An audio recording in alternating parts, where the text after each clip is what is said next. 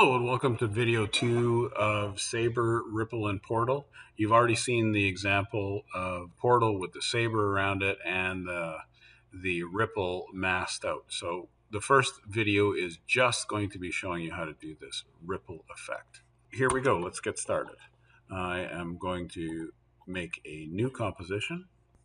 I'm going to just call this Ripple 2 because I already got one Ripple. It's going to be 19 by 20. It's going to be 20 seconds long. And of course, still 2997 or 30 frames per second. And I'm going to say OK. And here we are. We got a blank one. So the first thing you should do is you go to Unsplash Images and you got to choose a picture. I've already got a picture. So I am just going to choose a picture and I'm going to drag it in here.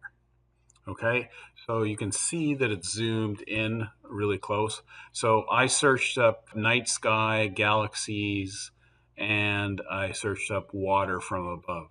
And I was able to get this one, and this one looks quite good. And I'm going to zoom it in.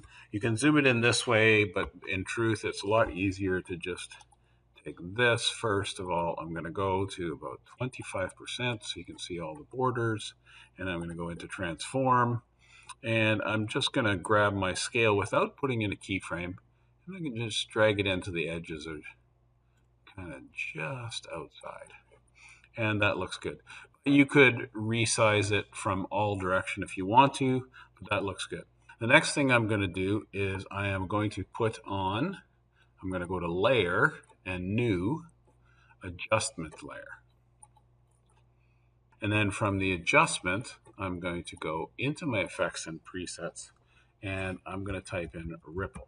Now you have to be very careful here that there are two ripples. There is an animation preset for text ripple, which we do not want, and there is distort ripple, and we don't want CC ripple pulse, we want ripple.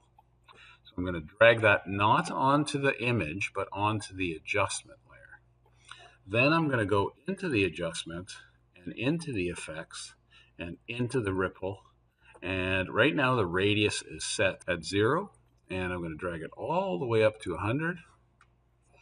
And I'm going to watch it happen. Okay, so you can see that it is rippling. Now from here, I adjusted this. And I increase both my wave width and my wave height because I want like a big ripple. And this is not very noticeable right now. So I just checked from my last one. And my wave speed, I changed to 2. And my wave width was about 45.